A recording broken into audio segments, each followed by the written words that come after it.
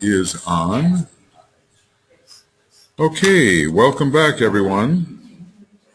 It is now 9:30. It is. We're actually on time. That's pretty good. Okay, here we go. Let's see, test. That seems to be working. Okay, that's working.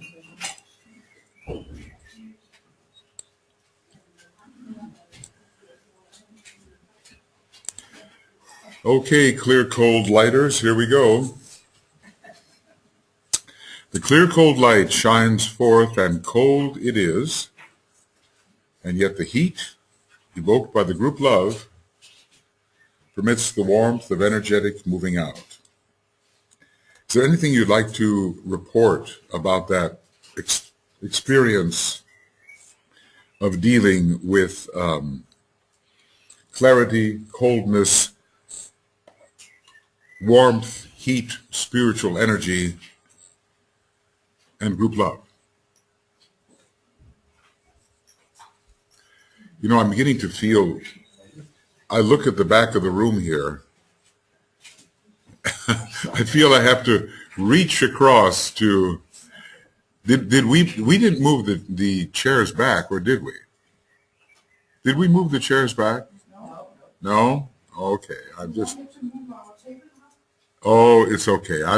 When I look at who's sitting there and I think of moving this table up, I just say no.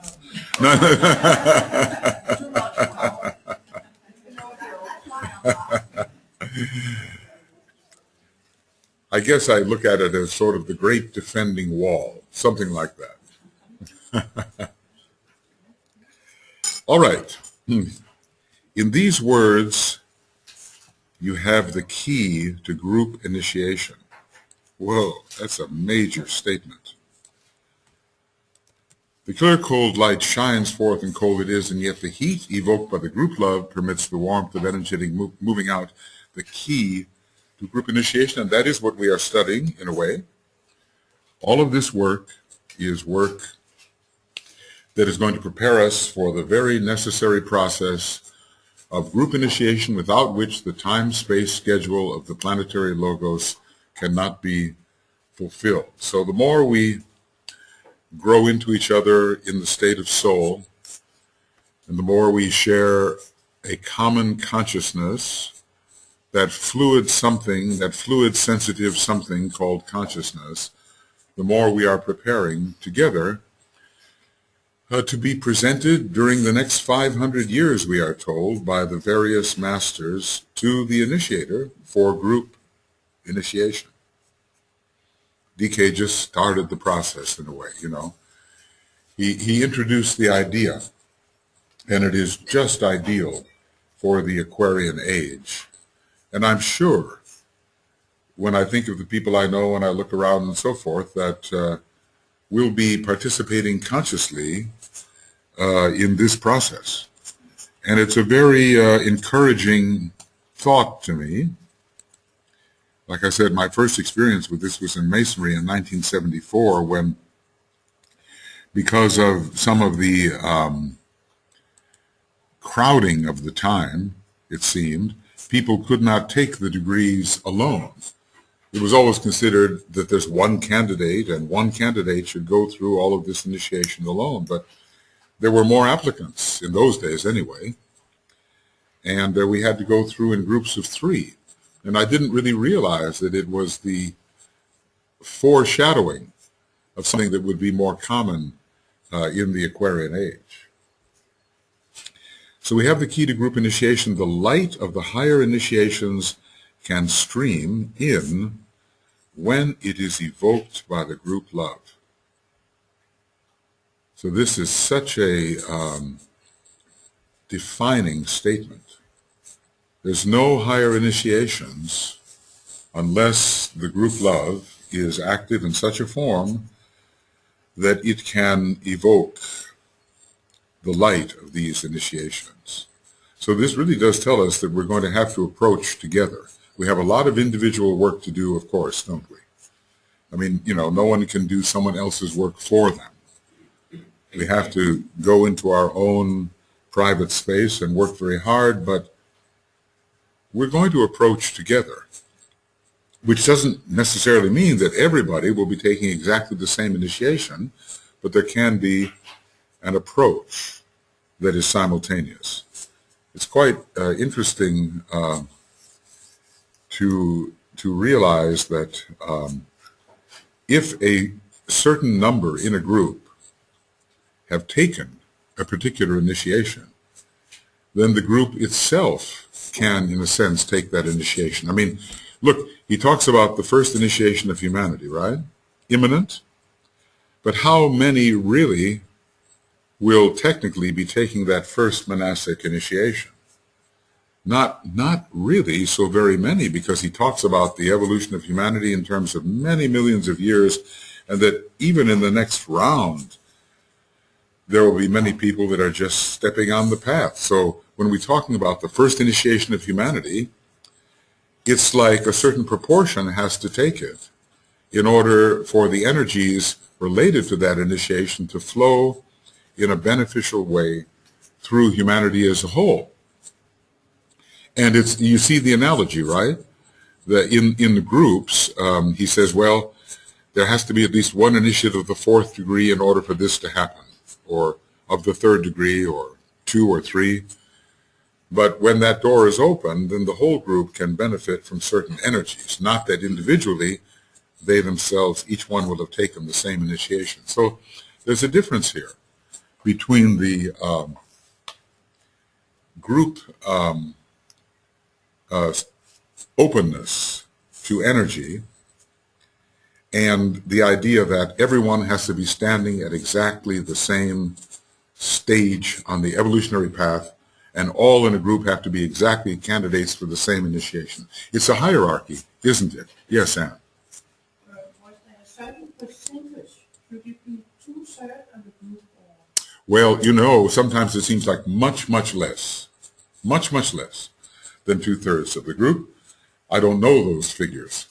But when you look at humanity, there's only a few million people out of the billions that are capable of approaching that monastic, the first great monastic initiation.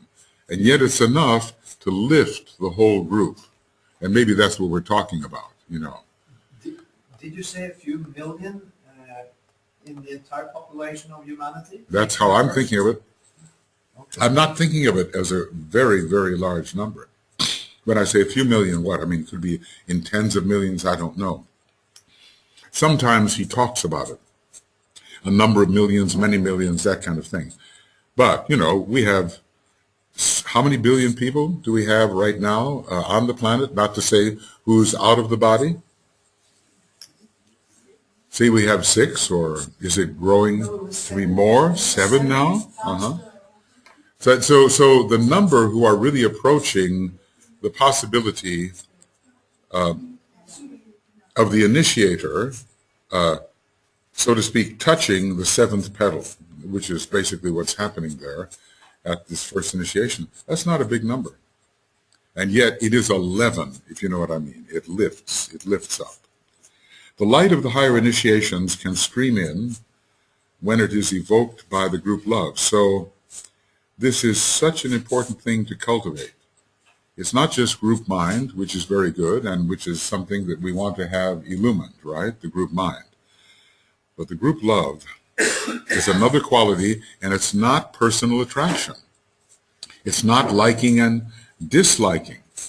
You see, in other words, in the beginning of Rule 11, it says, get rid of all these things. Here are 4 types of eliminations that you have to get rid of, or eliminations that you have to undergo. And the very first one is sentimentality, which is about liking and disliking personalities.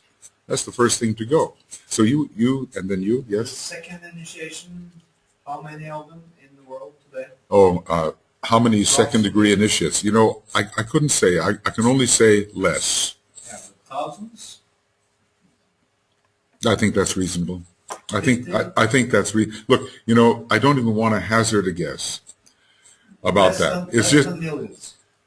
I would say, You want to pin me down, right? Yeah. Well, there'll be more. And, at some point, what does he say? There are 404 members or something like that of the new group of world servers at this time, or something like that. And it's in White Magic. He gives a number that's around 400 who are actively members of this group. Now, obviously, it's increased tremendously since that time, but he knows the number specifically. I don't, but I get the idea. Okay, Britta, yes? It's about the group development we're talking about. It came to me that reminds me a lot of the way that the Aquarian age Yeah, is going to be. the group love idea. Yes, and the way that the Aquarian is Yes, considering the group and the whole. group love and Aquarianism, the way the Aquarian considers the group and the whole. personality. Yes, yes, it is a sign of universal love, Aquarius. And let's just say that by the time we get to the Venus part of Aquarius, we ought to be pretty good at this. I've often noticed in the astrological chart when people have Venus in Aquarius, depending on the aspects, of course, but they are often very adept at bringing about group harmony and group love. This is more the second race side of it rather than the fifth race side of Venus in Aquarius. I just sometimes when I see that, I say, aha, this person has the potential to be a harmonic factor within the group. And when we talk about harmony, we're talking about Buddhi. And when we talk about Buddhi, we're talking about love, wisdom. So it's coming. And you could, in the group today, we're sitting around the table here, and our friends in extension, and we talk about the group love and the warmth, and you begin to feel it. You begin to feel it, how we begin to relate to each other at a deeper level as souls, dismissing from our consciousness all the preoccupation with the obvious. The obvious is what you see. The obvious is what you interact with usually, or what people say or do. There's something behind all that, and that is the real person that I'm sure we will rediscover in a stronger way when we drop these bodies. And the relationship between the real person that we will call the soul is the thing that we have to really cultivate in these groups. And it requires a certain divine indifference to the reactions of the personality. Don't you think so? I mean, so many of us get all tied up with how a person is reacting with us, or we are reacting with them as persons. And what is required is something very different from that. Something within that and beyond that. And you can spend your whole life just interacting with people, if you know what I mean. When I'm going to use the word people in the sense as relating to simply a person. And you can just be so fooled by the outer characteristics of persons and never get to see the soul. And this is where that, the third subplane of the mental plane, spiritual discernment comes in.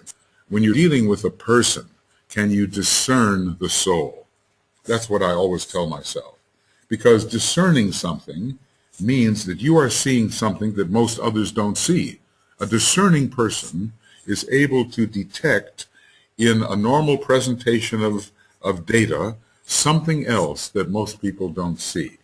So I think we should be spiritually discerning persons, and we should work at somehow sensing in a discerning manner the soul who is within the obvious presentation. When I use the word presentation, I mean that which someone else gives and that which you receive from their presence. The light is clear and cold, but produces the needed heat, which is a symbolic word used in many of the scriptures to express living spiritual energy. Notice how he uses the word living. It's not by accident. Why do you think he uses the word living at that point? There's a technical reason for it. Living. What is it about that which lives? See, can we relate the word living to vitality? Living and vital? Awareness of We do have to have that for sure.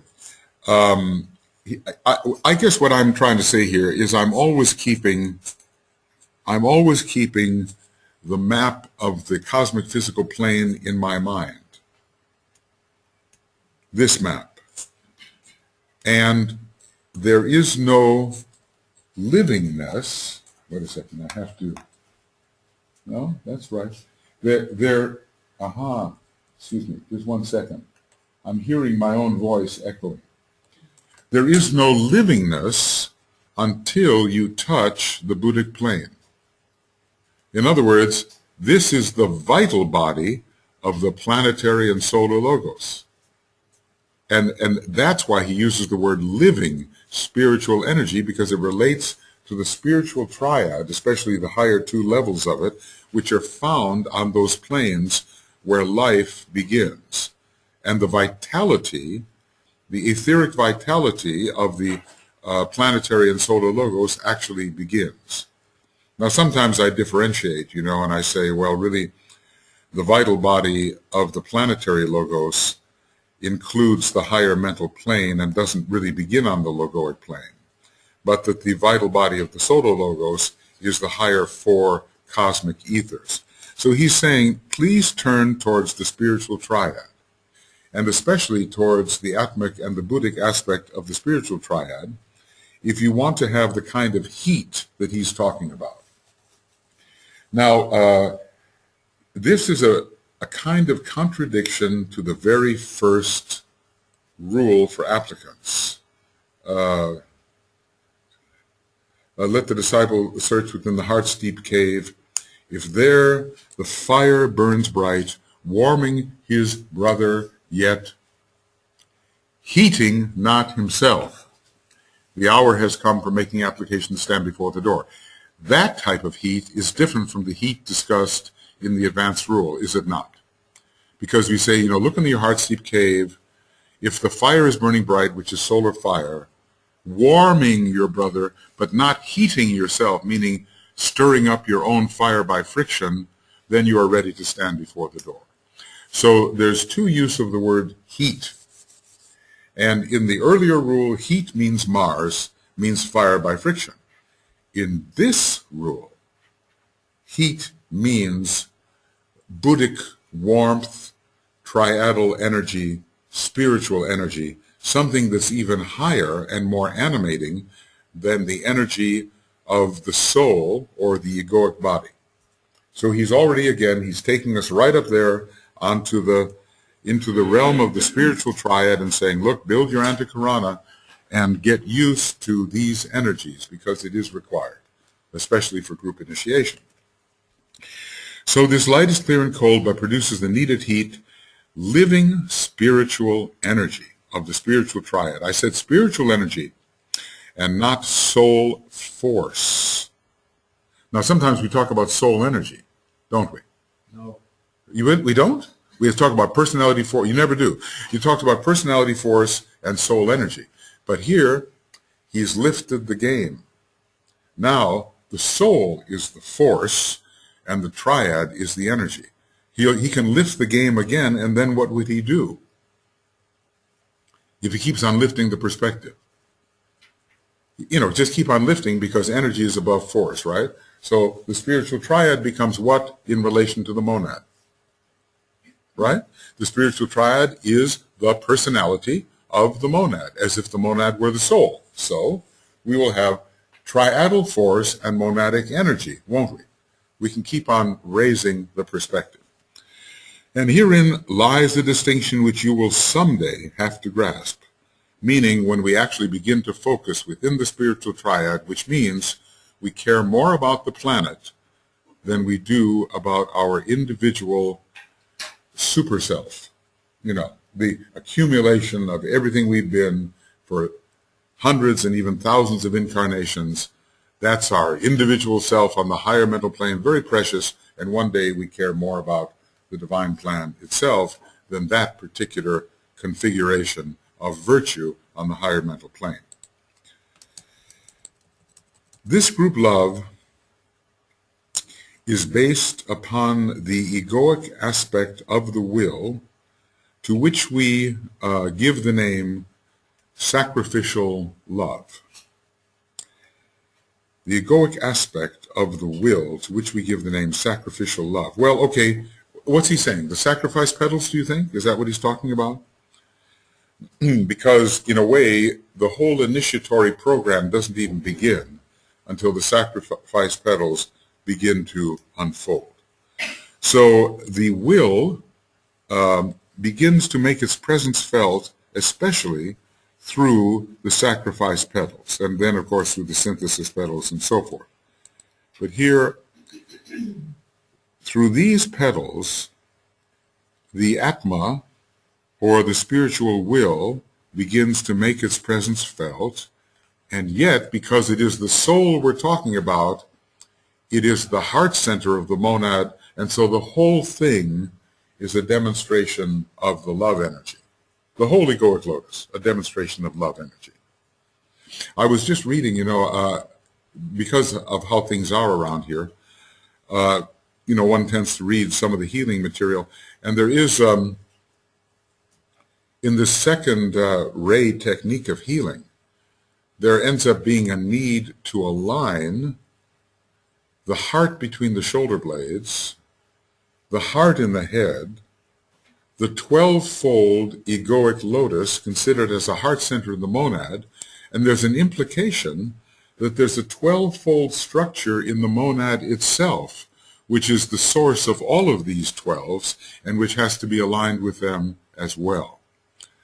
So we want to begin to get the feeling of these various heart centers within our energy system, and be able to call upon them for a certain type of energy which can then be expressed in healing and in other psychological, spiritual interactions. Okay, so anyway, we have a group love here. It's growing. And the egoic aspect of the will is expressing through the sacrifice petals. And in the sacrifice petals, I guess this is the important thing that I want to say. In the sacrifice petals,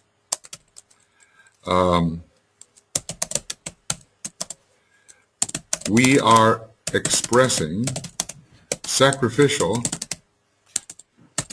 love. Sometimes we say, oh, well, the love petals express love.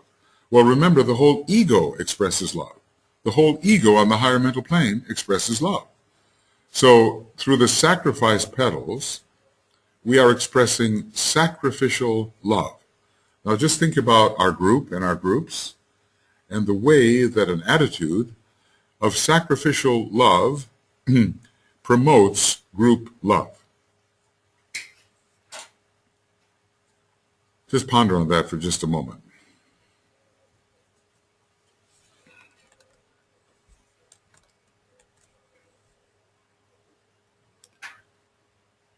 In other words, if the initiates in a group, I'll say the initiates, first, second, whatever degree, are successful in aligning with sacrificial love, it really makes the group love increase and the group coalesce. I mean, in other words, a group, these spiritual groups, these are places for the expression of sacrifice, the very first law of the soul. If somebody is joining a group of the kind we're talking about here in order to get something, which will be inevitable anyway, then it's not the same as if the motive is to use the group opportunity to give. Do you see the distinction? Of course, in a way you have to be informed before you can inform others. You have to learn before you can give, but there's an attitude, I want something different from I'm here in the group so that I can give what I have. That will immediately create a tremendous loving cohesion in the group. The second ray is called the ray, one of the names of it, the ray of attractive coherency. It involves coming together, pulling together on the basis of sacrificial group love. Okay, Then, of course, he enters here as the realist and tells us that this does not necessarily connote happy relationships between individual members of the group. Like we all get together and we have such a good time, you know. That may happen too. But happiness, we know, has to do with pleasing the personality. And one of the very first things that happens down the Antakarana is that all the personality comforts get disrupted. We were talking about the burning ground, right? So when you start imposing a superior pattern on the patterns which are part of our personality tradition, there's a big ouch that occurs.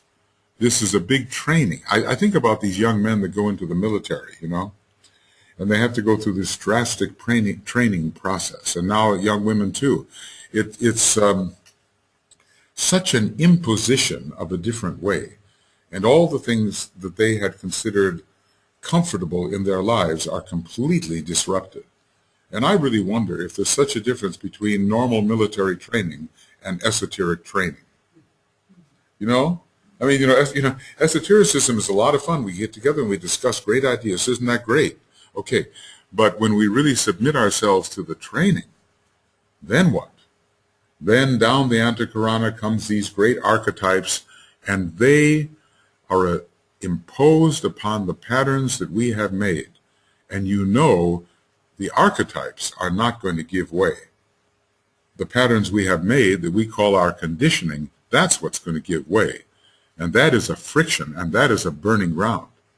The friction between contradictory energy systems creates fire, and that fire will consume the lesser pattern.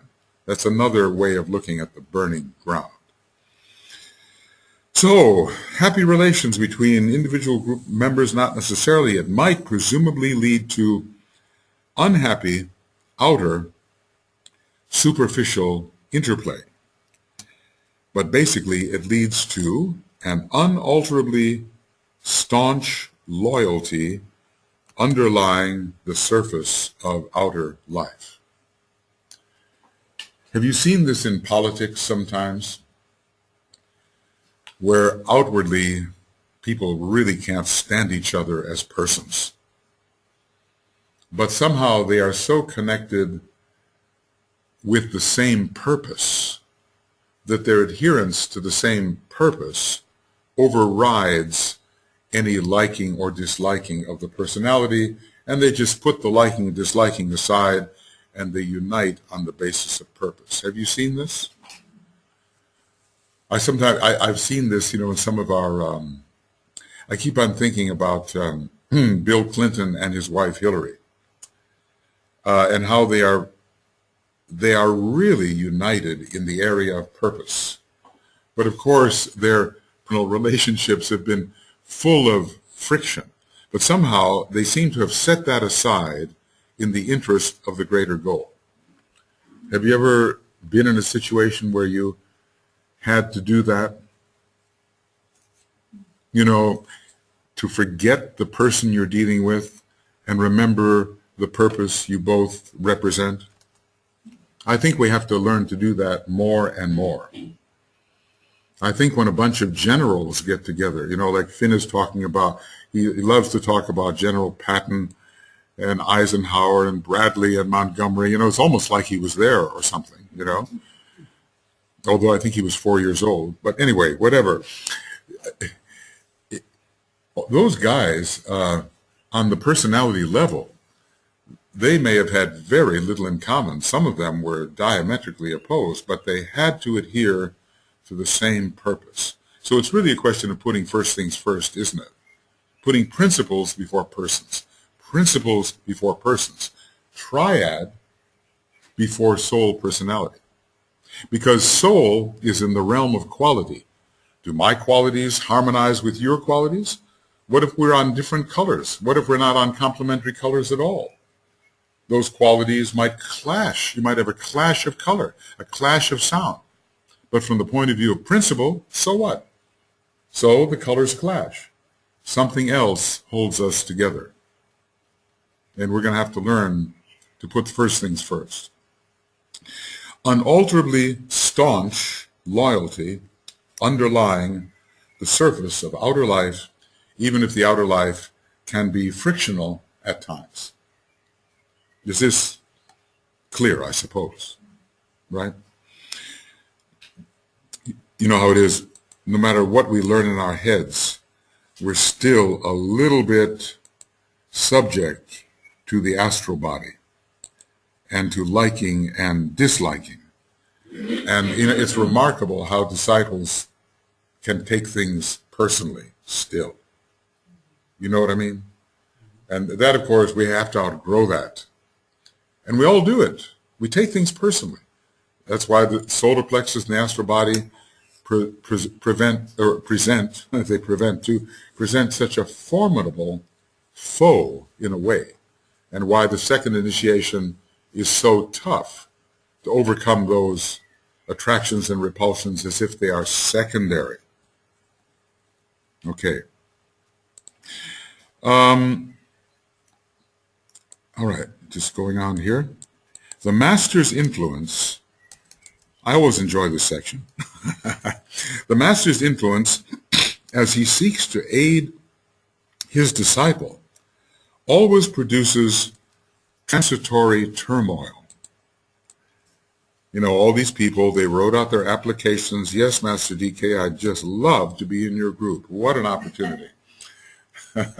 They had to fill out an application, you know, just like a normal arcane school application, maybe a little shorter, but everyone got to read them and so forth.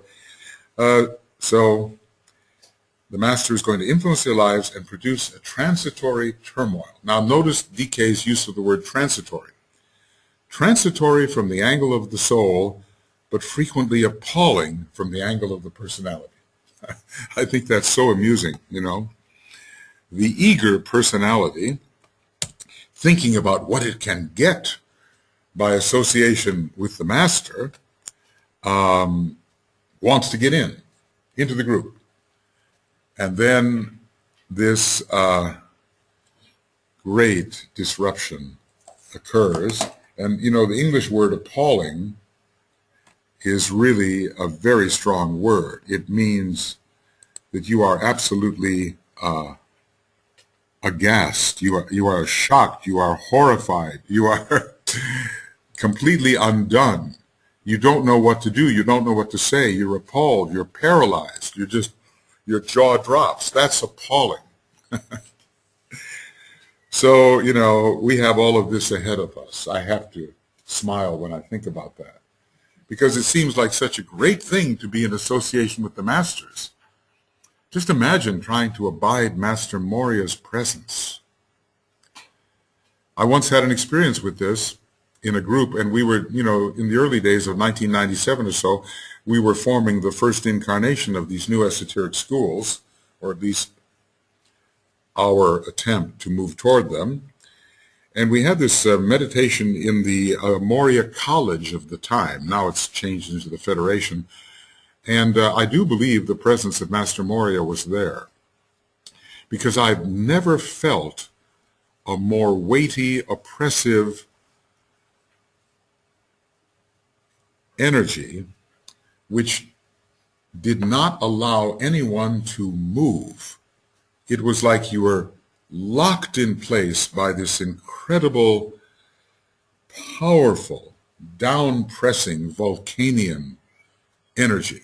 It's as if the whole atmosphere of the room became thick with this first ray thing that held you in place. And so I just say, well, you know, we have a lot of work to do in the area of co-measurement when it comes to thinking of associating with the masters. The masters usually hold themselves back from association with us for our sake, because of what it would do to our energy system if there's too frequent or unmodulated an association. That was quite an experience, and you know, it was, what can I say, impressive. You know, in the literal sense of the word, this pressure from above astonished me, and I haven't forgotten it since, and that was 15 years ago. So, appalling, appalling, but, okay, wait a second. I seem to have lost, just one second. I've lost my appalling. Hold it. There we go. Now I can be appalling again. Now, what were you saying about the personality?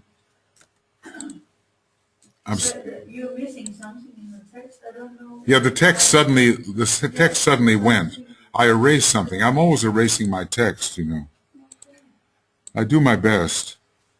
Then I can make it up, right? Okay. It was because it was appalling from the angle of personality. Yeah, here it is. But from the angle of the personality, but appalling from the angle of the personality. I'm going to do, you know, my computer's acting up. Uh-oh, uh-oh. You see all those little flickers and things like that? This is dangerous. I might have to, there it is. I erased that. But I do want to remember it, don't I? I want to remember how appalling it is to have the master's interference in my life or anybody else's life, right? Yeah, that was just it. He reminded me, he made me erase that. Okay. Similarly, now look here, you know, this is practical because in our own life we have similar experiences. Similarly, the projection of the life and influence of any senior disciple, and all of us are senior to someone, right, into the periphery or aura of the aspirant or lesser disciple is, in its degree, likewise disturbing and upsetting. See, people have to remember that. They are so often attracted to someone from whom they think they can learn something, only to discover that closer association with such an individual is personally upsetting and disturbing. Are you willing to tolerate that? You are? Okay. Well, you've known me long enough. I hope I have upset and disturbed my fair share of disciples. I wouldn't feel quite right unless I had done that. And I have certainly been a very disturbed person myself, as many people can attest.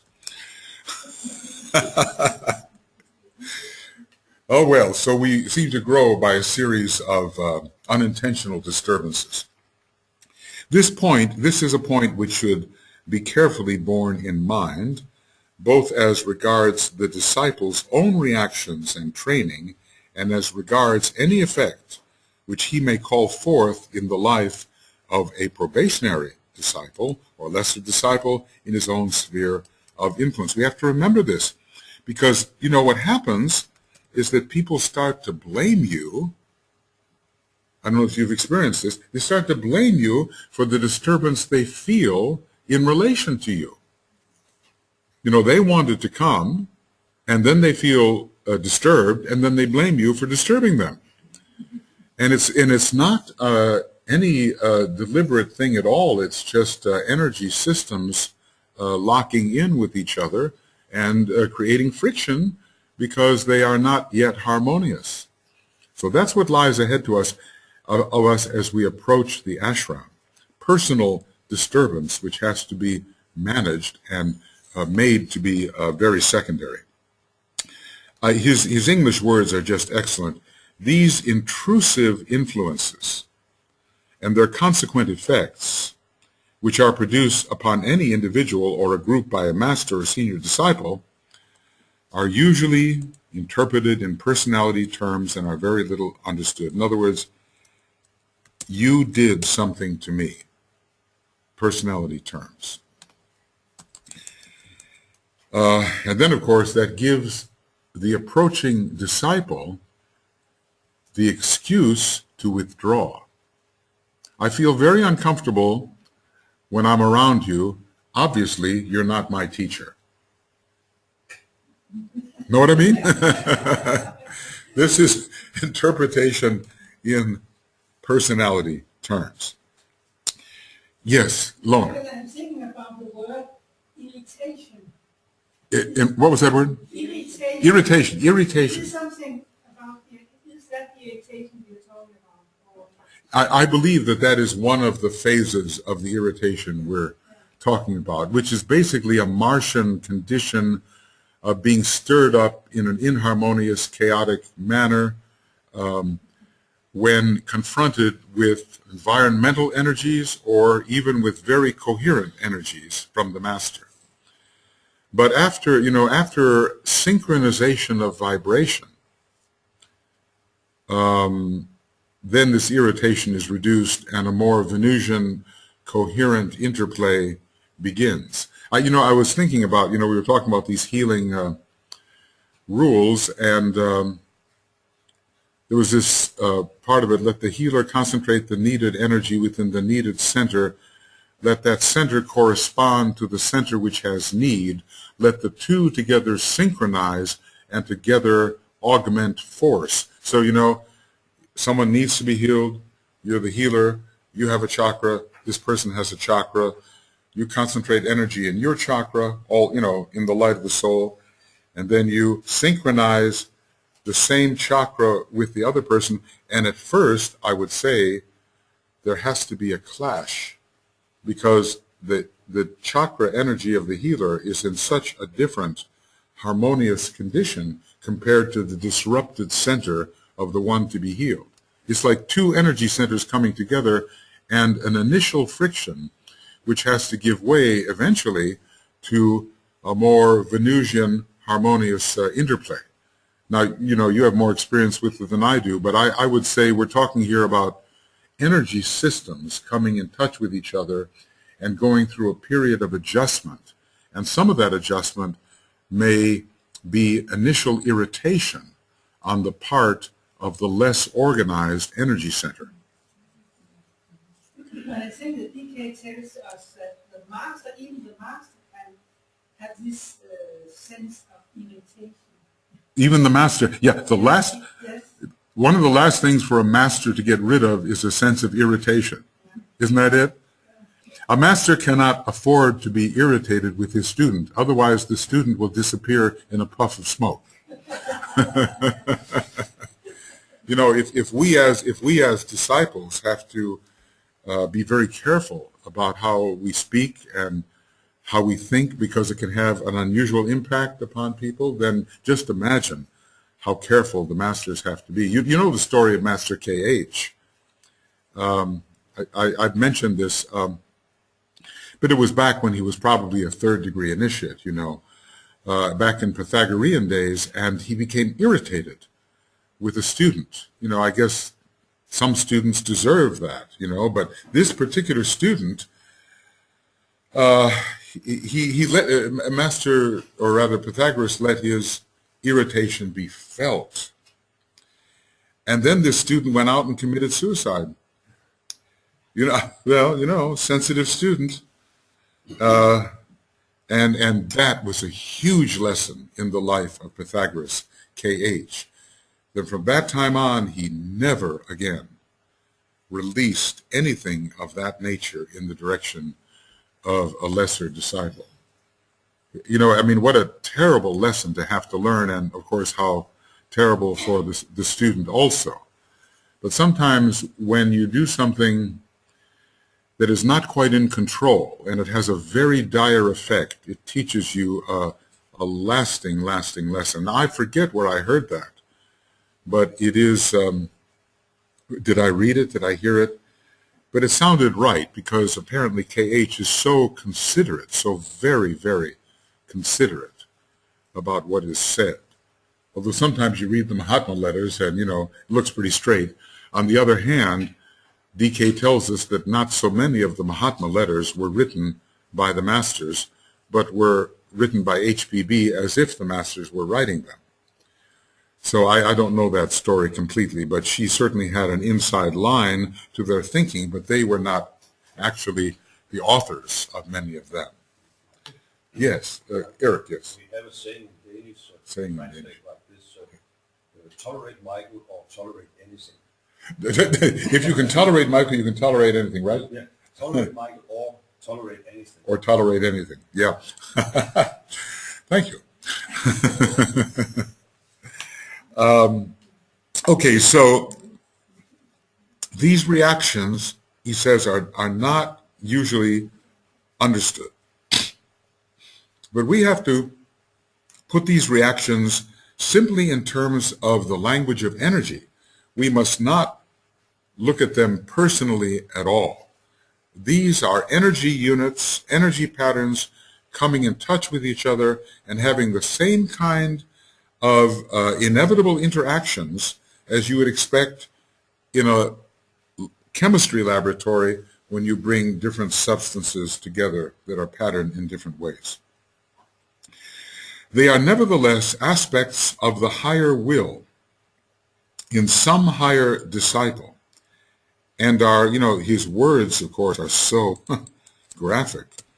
They are aspects of the higher will in some higher disciple and are beating upon the personality will and evoking the sacrificial will of the ego of the other, and hence lead to a period of temporary discomfort. So here comes the master or some high initiate filled with monadic will. There's a straight shot to your personality. It's beating upon your personality in an uncomfortable way and evoking from you the need to sacrifice the pattern that you had been holding on to as if it was so important. Because you say, well, looks like I've got to get rid of that. Okay, and that is painful. So this is a more technical explanation of the process.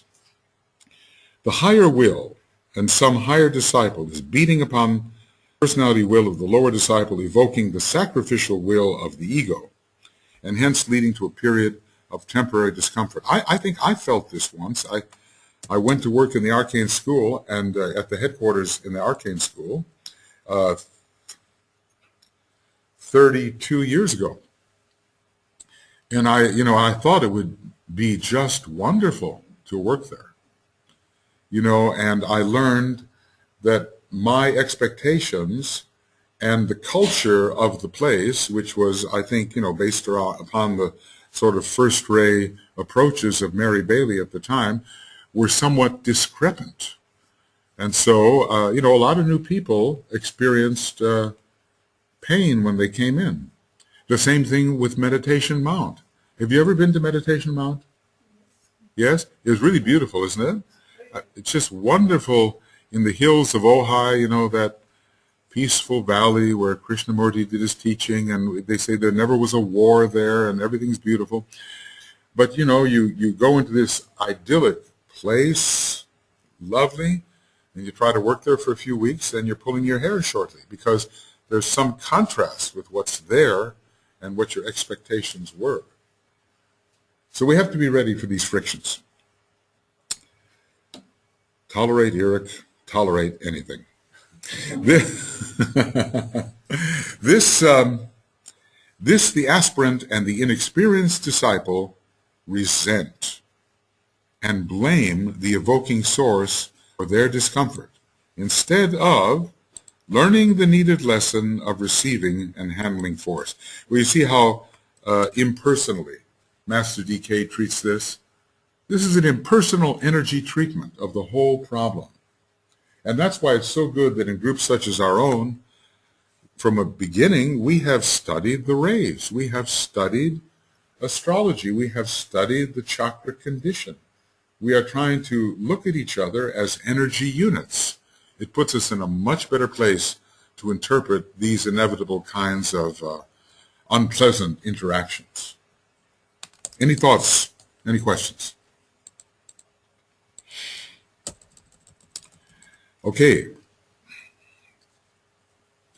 Where, however, real love exists, it will produce the lessening of the personality will. That's an interesting idea. If real love exists, it will negate the normal kind of selfish self-assertion that goes along with personality will. It will evoke the sacrificial will. In other words, where real love exists, you are willing to sacrifice for that which is loved. And there will be a constantly growing capacity to identify the group with the will and purpose of the monad. Let's read that again because it's just so good. Because, you know, we can talk about love for several thousand years before we experience it.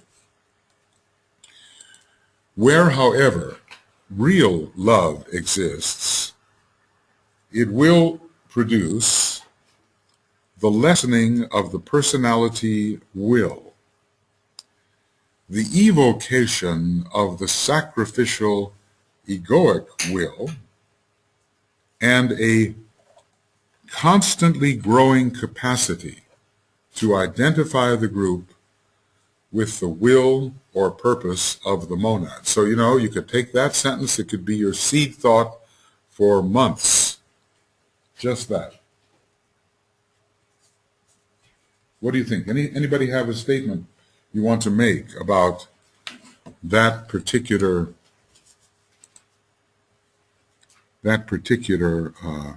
very potent statement of the Tibetans? I find it, what it means to me sometimes is we don't know what real love is, I think. And remember how he said, if you want to know what love is, reflect upon love. Life changes by reflection. It's a very second-rate approach, I suppose. But reflect upon the very thing you want to build into your system. You know, St. Paul of Tarsus, Saul of Tarsus, he didn't seem at first like an especially loving person. At first. He really was taken by Mars and Scorpio, wasn't he? And then later, he is the one who is this in the letter, one of the letters to the Corinthians, that makes one of the greatest statements about love which has ever been made. Obviously, there was a very big change. He understood something deeper beyond his personality tendencies. Do you have in your life now occasions in which the sacrificial egoic will is evoked? Do you have in your life now situations in which the sacrificial egoic will is evoked? Think for a moment. Let's ponder just for a moment.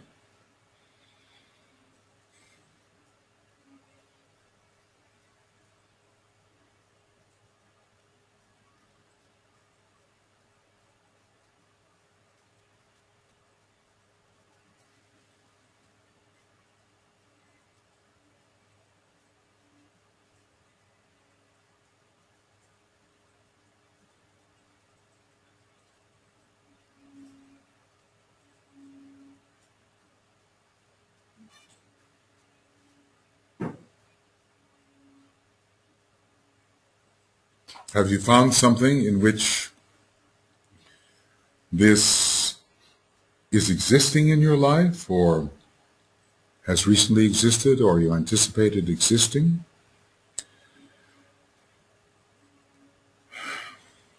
I think the family is a very good place for this kind of thing to emerge, or the group, because there's always going to be something, there will always be something, a situation where you will realize this situation is not going to change unless I make the sacrifice. Know what I mean? Have you been through that? You know, like you want things to be different, and you realize that the only way they will be different is that if you are the one who actually gives something up in order to make something better. I think family life teaches this, and a lot of group interplay, when there is not too much understanding at a particular moment, teaches this also. And then, of course, that further step, the growing capacity to identify the group with the will or purpose of the monad. Like, I could give you an example here. In the mind of the planetary logos or Sanat Kumara at this time, there is scheduled a huge second ray propaganda effort to spread the knowledge of the ageless wisdom. This is a major planetary theme at this time, weighing heavily upon the second ray ashram. If one begins to realize that big movement, which has to be brought out into human consciousness, one has realized an aspect of the monadic purpose in time. And then the question is, does the group get with this purpose and conform to it?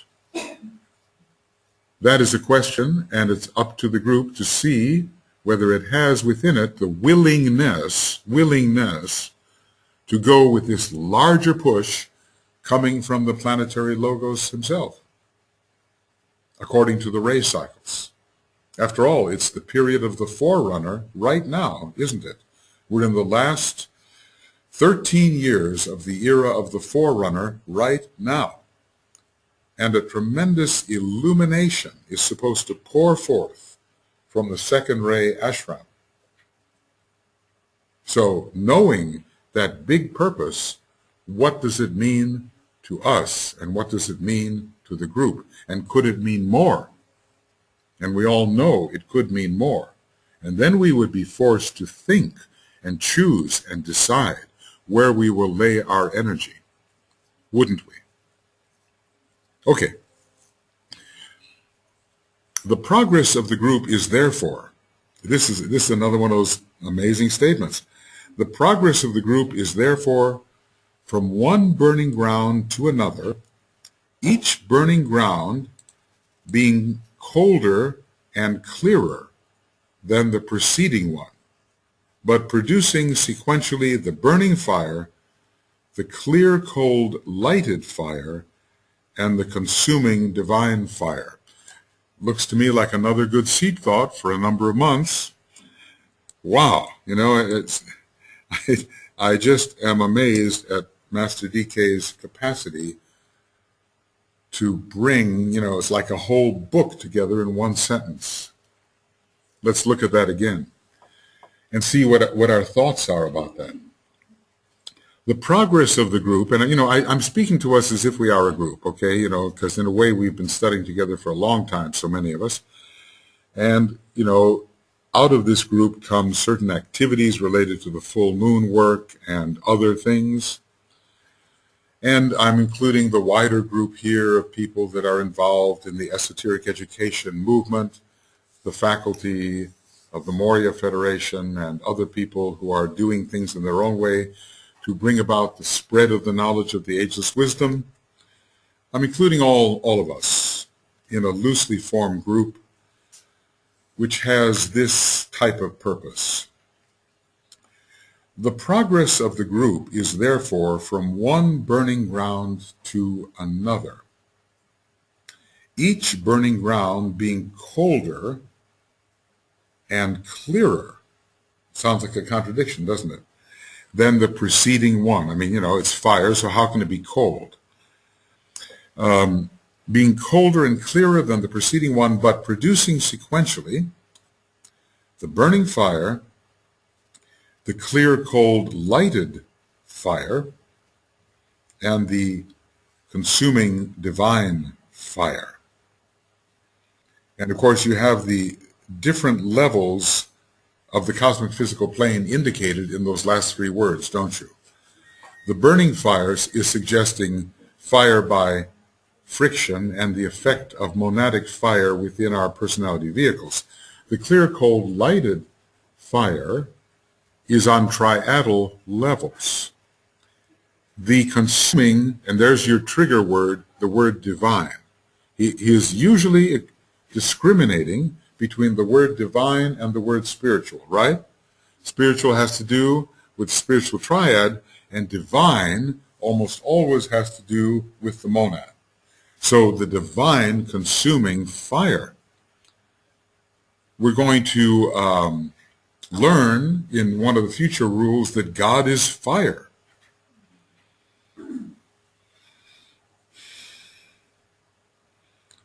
So somewhere in this process, and probably dealing with the burning fire and flickers of the clear, cold, lighted fire, that's where we are focused. As far as being subjected to the divine, consuming divine fire, I don't think we're there yet. But maybe Moses on the mountaintop, Master Mori on the mountaintop, 4,000 years ago, that's one way of interpreting it.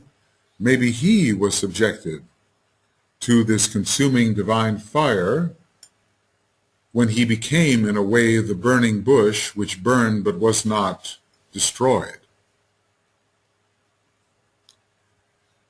So anyway, the power of the monad is capable of consuming many lesser things, but leaving the essence intact and empowered. Okay, so what would it mean for a group like this if we were going to go from one burning ground to another? What ideas do we have about that? Would we just say, oh, it's time for another burning ground? Or would something bring us onto another burning ground?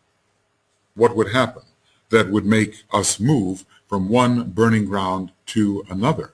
Or from one purification to another? From one essentialization to another? What would bring us there? What are your ideas about this?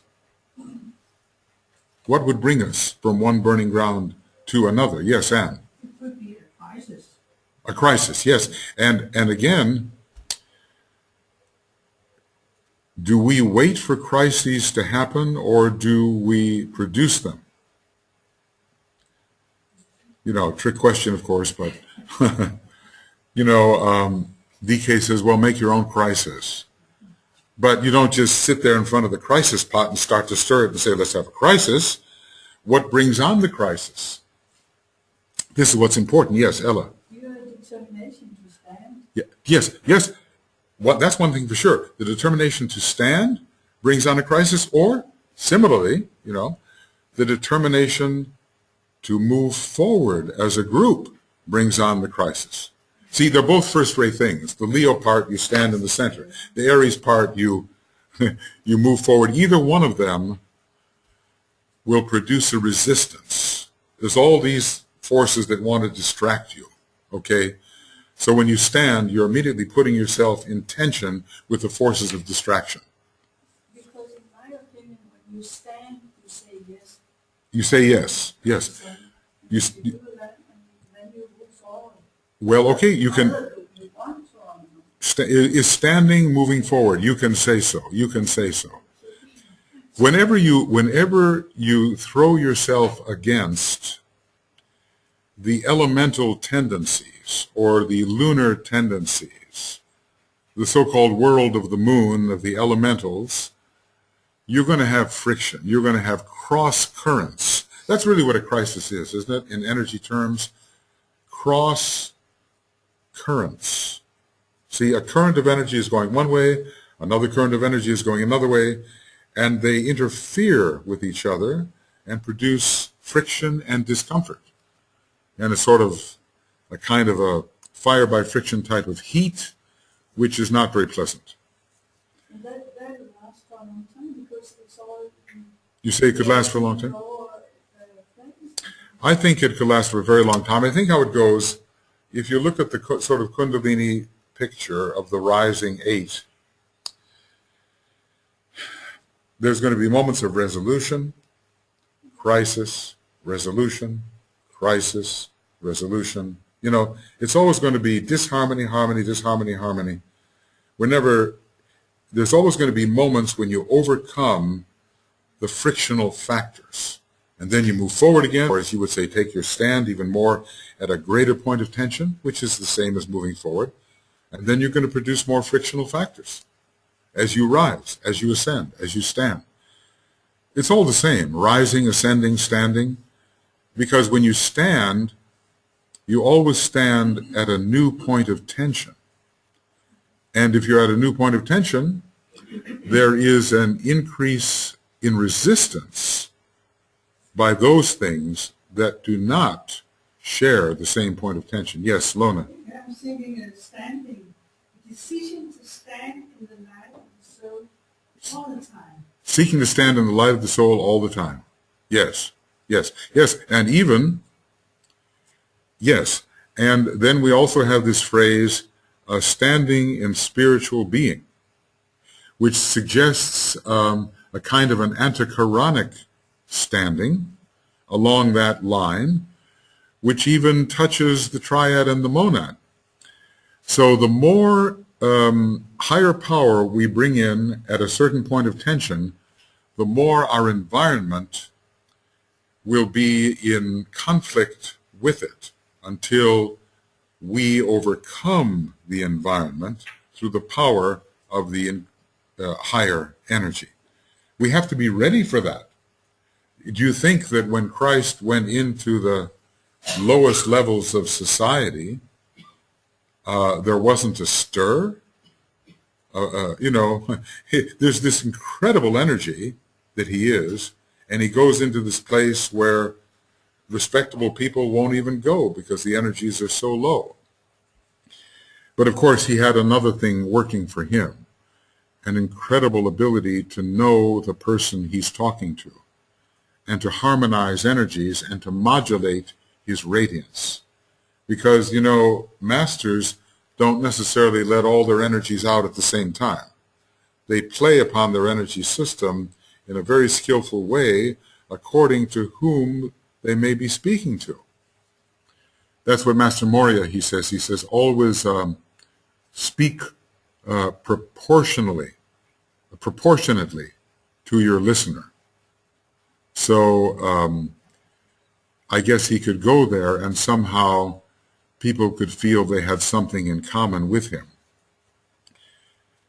Now, if a group like this undertook, to meet more frequently, you already meet pretty frequently, to intensify your efforts together, to serve the local community together in some meaningful, esoteric way, you can be sure that you would evoke renewed and progressive burning grounds, because the pressure would come upon you. Fire would come upon you through your will to do more and better. See, this moving forward is kind of an Aries thing, or this standing in the center of the circle at increasing points of tension. It's going to bring more fire into the group. And the reason for the fire will be this: to get rid of the things in the group which prevent you from fulfilling the group intention and the group will. You decide to do something, but maybe the group's not ready really to do it. So in comes the fire and gets rid of the things in the group which prevent it. One of the things that we'd have to overcome is age and inertia. Even though, it's not too pleasant to talk about those things. Okay, but that's what DK said. I could wish you were younger and more courageous. Okay. All right. See, so he says it's the perfectly natural thing to hit your high water mark and just sort of settle down to a nice personal life. So immediately your new willful intention would be cutting athwart that very understandable personality tendency. Hey, I'm almost 70. What do you expect of me? I can say that because I am almost 70. So my will says one thing and my body says another. That's one thing that the fire would have to come in and change. Yes. But don't you also think there has to be this balance about the will and then also the love? When the love increases in the group, then there is more space for this, what we call it, tension, so that... More space for the what? Tension. Tension. So, when the love increases in the group, there's more space for the tension. So then more burning ground can come in. Well, I think group love is a great facilitator under any circumstances, and it's going to definitely help burning grounds purify things faster and better. Absolutely. I agree with that. And I'm not saying it has to be unpleasant. The thing is, we have to understand what's happening. That's the thing. When you assert yourself in a new way, it's almost like, let's make the boat go faster. Okay? The next thing you know, you're creating a bigger wake, and the water ahead of you is giving more resistance because of the pressure you put on it. It's just physics in a way. We just have to understand what will come upon us when we decide to do more and better more frequently. It's called intensification, and the resistance that almost will inevitably come with intensification. That's all. Yes. Yes. Go ahead, Anne. You weren't, or you were just waving your hand? Okay. No, but maybe I was going to say something. Oh, yeah. You both have this understanding in the head. So if that's again the word understand. Understand. You understand in the head. You also get an understanding heart. Yes, it sounds good. I'm reminded of some of those pictures of zodiacal man where he's bent around in a circle and his feet are put on his head. Have you ever seen those? In one way, Aries and Pisces, the head and the feet are destined to become one astrological sign, we are told, at a certain point. I just say, look, I just want to be realistic about this. In the labors of Hercules in Gemini, there's the fifth thing that Hercules has to do. He has to help Atlas. Atlas is struggling, holding up the world, okay? So Hercules comes along and says, okay, I see you're having a tough time. Let me help you. And when Hercules takes on some of the pressure of holding up the world, it is indeed a burden. And there will be much more pressure in his life. And at the same time, of course, the golden apples of the Hesperides will fall into his hand. But he must continue to uphold the world. So we are always moving toward greater and greater points of tension. That is what we are actually asked to do by the Master. No matter whether we're getting older or whatever, we're asked to continually increase our point of tension. Not unintelligently, but intelligently. And Master Moria has symbolized that whole dynamic with these words, burden me still more as I enter the beautiful garden. So he's saying, more weight, give me more weight, more weight. Of course, he's a first-rate master, right? But but the masters expect those who approach the hierarchy to carry more weight, and that will produce burning grounds, the pressure of fire. I have an example. I once traveled in a car with a little girl, and we were supposed to be quite a few people within that car. So she suggested to some of the other people in the car to sit on her, yes, and she had some 4 or 5 people on her knees to create more space in the car for others. Right. And I assume she had some Saturn aspects. I can't taking on burdens. Taking on burdens, and 4 or 5 adults on her. And she voluntarily took on the 4 or 5 adults in the car on her knee. You begin to see why Saturn does have a place in the sign Aquarius in terms of carrying burdens. Maybe she even thought it was fun. Well, sure, and why not? It was concern for, the situation. Look, if you have to carry a burden, you might as well enjoy it, right? There's love, joy, being. And that's where the love comes in, to enjoy. He's not heavy, he's my brother. That. I always found very moving, and it does give the right discipleship attitude, I think. Okay. Thus, in parables, the truth goes out, and gradually the initiate grasps the use of heat, warmth, light, and energy. I don't think, I don't know if we defined well enough the clear, cold, lighted fire. he's added another word to it, hasn't he? Of course, all forms of energy are fire anyway, aren't they? And we've been studying the clear, cold light, and we understand that there's amazing intuitive direct clarity in that, on that level, and that in that clarity we are cold to all former lesser attractions which would distract us from our higher point of tension. But now he's thrown in the word fire too, hasn't he? Does that mean anything to us? Clear, cold, lighted fire. Sequentially, we move from the burning fire to the clear, cold, lighted fire to the consuming divine fire. We're now in the spiritual triad, and we're experiencing the clear, cold, lighted fire. Why fire? Just that it's an energy term, and that all these states are fires? Does it in a way burn anything? I want to say I think it burns illusion. It burns misconceptions. It burns anything other than that which the intuition reveals. Yes, Lona. I experienced that. It's also about the etheric body. Etheric body. Soul-infused personality Okay.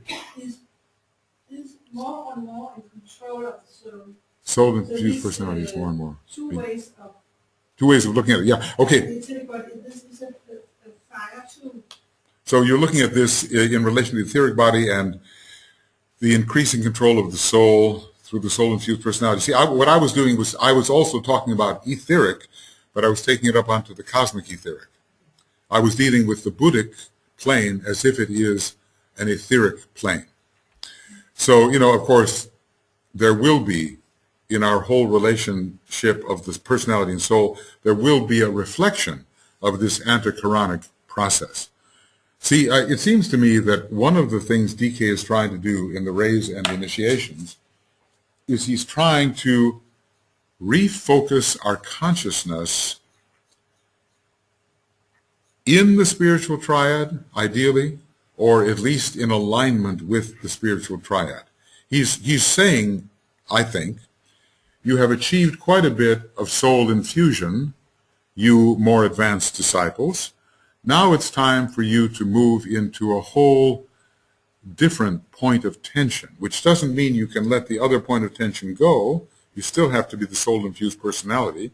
You can't even get to the new point of tension I'm talking about unless you are the soul-infused personality. But I want you to know what is triadal life.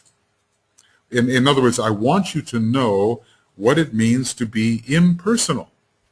Now, we used to go to the arcane school, impersonal, impersonal, impersonal, emphasized all the time. But, of course, what DK has told us so often is that the easiest thing to misunderstand is impersonality. Because people then make it into some kind of cold, personal, they are coldly personal when they think they're impersonal. Untouchable, unfriendly, unpleasant, impersonal, and that's not at all what he means. So I told you that this old disciple, I came there actually to replace him. I never did, but he did. He died a couple of months after I came to the arcane school, and we were talking about it, and I was saying, what's all this personal stuff around here? I just don't get it. It doesn't seem to be working. And I said it's not very warm. Because I was interested in warmth, being a newbie and so forth. And he said, what could be warmer than the loving impersonality of the Christ? And it's bang, one of those, boom, stuck me for years now. I'm thinking back, 32 years ago. What could be warmer than the loving impersonality of the Christ? So, but DK wants us to experience the triadal worlds. And that is not easy when we haven't fully experienced the world of the soul. But we need certain hints about what it is to be focusing in the spiritual triad. And I just want to say that planetary concern, regardless of what happens to you as an individual, is already a good sign of entering the perspective of the spiritual triad. To really think globally, and to really act as if there is a greater love that is affecting everybody and a greater will driving everybody and all things is already a step towards this kind of impersonality that is being cultivated. It's a whole new raising of the game that is required of us to take this book seriously, if I may say. Okay, so only love, self-love. Here, thus in parables the truth goes out, and gradually the initiate grasps the uses of heat, warmth, light, and energy. He arrives at an understanding of self-will, sacrificial will, and shambolic purpose. DK does not think that these things are too big for us to consider. About self-will, we have no problem understanding. We also, because of our training, have set our higher self against the expression of pure self-will. We now consider the attitude of self-will to be a limitation. So we are entering sacrificial will. We are willing to sacrifice our self-will in a larger purpose. But about shambolic purpose, we have much to learn, and books of this nature help us a great deal. And only love, self-love, group love, and finally divine love, it's always the sequence, right? From personality to soul to monad, can reveal the significance of these symbolic words, namely self-will, sacrificial will, shambolic purpose, only love will reveal. And the occult paradoxes which confront the true aspirant as he attempts to tread the way. And the true aspirant is minimally the initiate of the first degree, whom Master DK is training. Basically, he's saying, first of all, he said, I train initiates of the first and second degree. Third degree was left out of the picture. Then later, he wrote, I train initiates of the first, second, and third degree. The true aspirant. He trains aspirants for initiation. And he does it in a very technical way. Master KH, being a Chohan, is concerned with the wider picture of the wider type of education. Any thoughts or questions on these things? We're going to take our break very soon. So, yes. I was just thinking that it's all the time these three levels of things. Three levels. Level of fire, level of love. Yes. And it's this threesome connection I'm thinking about. Is it related somehow to the initiations? Yes. One, second, and third? Yes, I think so. In a way, you could say there are always three levels relating whether to fire or to love, and basically they are sort of periodical vehicle distinctions: personality, soul, and monad. So the question is he talking about the first, second, and third initiation? And at least in the case of the divine, it begins at the third initiation, because that's the place where the monad becomes conscious, a conscious factor for the first time, or we become conscious of it. But would you say that even if you start at these levels, self-love is the same aspect on a higher level if it's on the fourth initiation, the fourth degree? Fourth, yeah, we could lift these things up. Yes. We could even say, see, self-love is not initiatory, but group love is. Group love is related to the Christ curriculum. Divine love is related to the Sanat Kumara curriculum. So it's initiatory in that respect. Fire by friction is not initiatory. Solar fire is related to the Christ curriculum. Electric fire to the Sanat Kumara curriculum. And basically what DK is doing in his later work, maybe he's doing it for people in the future, but he said even at the end of the 20th century and the beginning of this one, the people would be there. So, maybe we are some of those people. He is giving us these two curricula together. He's saying, very simply, develop love, develop will. And meanwhile, of course, he's educating our mind in ways that we, could not do so ourselves. But you know how it is. Mind is always tertiary. Even after the third degree, we are told that the knowledge petals begin to disintegrate. So what we usually have is the configuration called 115. 115. We have first ray, second ray, and then 3, 4, 5, 6, 7. 3, 4, 5, 6, 7 is the old world. It's Moses in the old world not reaching the promised land. It is everything about the previous aspect of divinity, the third aspect of divinity. The two aspects of divinity that we really have to work on are love and will. And it's just assumed that we will fit ourselves in terms of knowledge so as to better work on love and will. So that's really what DK's curriculum has been here. It's a love-will curriculum, especially visible in a book like this. Okay, I think it's time for us to take a little break, but not until this paragraph is read, because it's only 10:56. As we continue our studies of the rules to be followed by those receiving initiate training, okay, that's who these are for. So remember, but I said the very first day, if you are a disciple, you are being trained for initiation. Whichever initiation it may be, if you are a disciple, you are being trained to take initiation. As we continue our studies of the rules to be followed by those receiving initiate training, I would remind you of certain things, some of them already touched upon but requiring re-emphasis.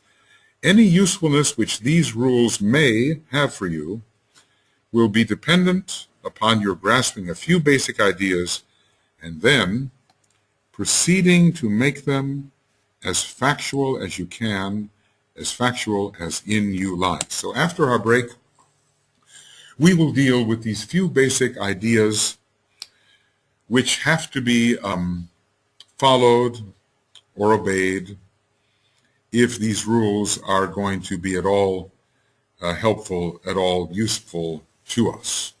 So we take a little break. We'll come back at 11:15, which is 9:15 GMT, and see you then. You don't want to move? Okay, we go on. All right.